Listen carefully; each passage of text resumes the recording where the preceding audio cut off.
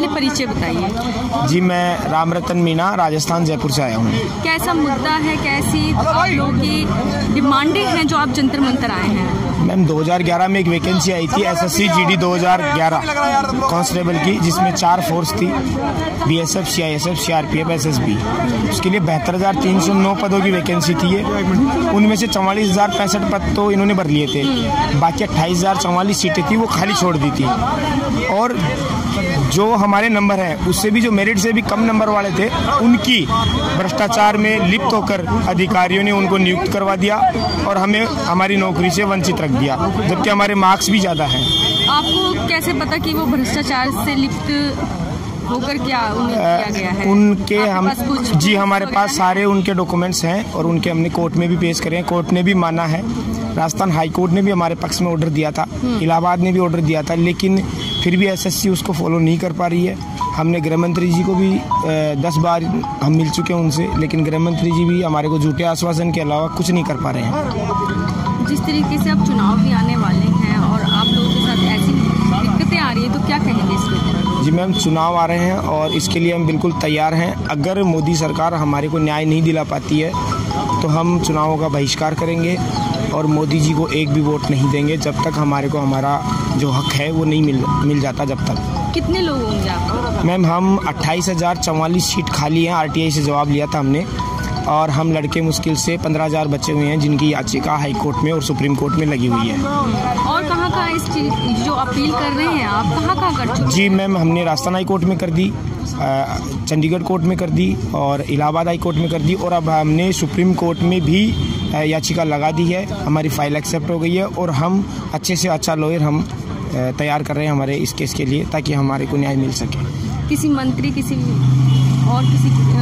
मतलब सरकारी जी मैम, सरकार में हमने किसी मंत्री को नहीं छोड़ा, हर एक मंत्री को हमने ये ज्ञापन दिया है। राजस्थान में पिछली बार जो चुनाव थे विधानसभा के, जी विधानसभा में जो चुनाव थे उनके अंदर 200 विधानसभाओं में से सब विधानसभाओं के अंदर हमने उनको ज्ञापन दिया है।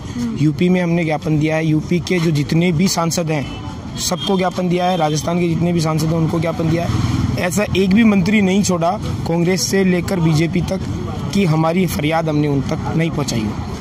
अगर ये जो आप लोग कह रहे हैं, अगर ये चीज़ें नहीं होती हैं तो आगे आप लोग क्या करेंगे? जी मैम, पहली बात तो ये है कि लोकतंत्र के अंदर सबसे बड़ा हथियार होता है हमारा वोट।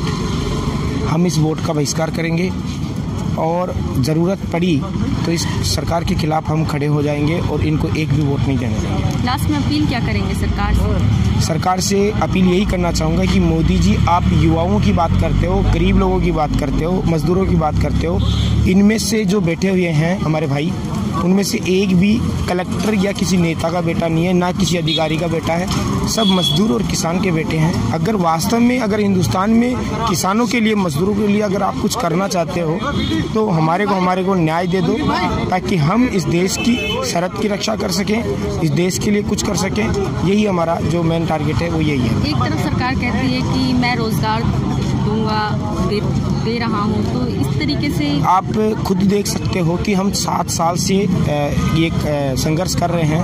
हमने पहले भी 197 दिन 6 महीने से ऊपर यहाँ दिल्ली जंतर मंतर इसी जगह हमने धरना लगाया था, लेकिन उस समय भी सरकार नहीं जागी और अभी तक नहीं जागी। तो ये तो कहना बकवास होगा, ये एक मतलब बिल्कुल झूठ है ये कि सरकार ये कहती है कि हम रोजगार के लिए कुछ कर रहे हैं। जो ऑलरेडी लगे हुए हैं उनको वो नियुक्ति नहीं करा पा रहे, और दूसरी बात वो ये कहते हैं ऊपर से कि हम रोजगार दिलाएंगे। ये बिल्कुल 100% झूठ बात है। युवाओं को क्या संदेश देना चाहेंगे? मेरा युवाओं को, भारत देश के युवाओं को ये संदेश है कि इस हिंदुस्तान के अंदर इतना भ्रष्टाचार फैल चुका है कि अगर ये हालात रहे हमारे हिंदुस्तान में तो बहुत ही पीछे चला जाएगा हमारा देश और हम कुछ करने के काबिल नहीं रहेंगे।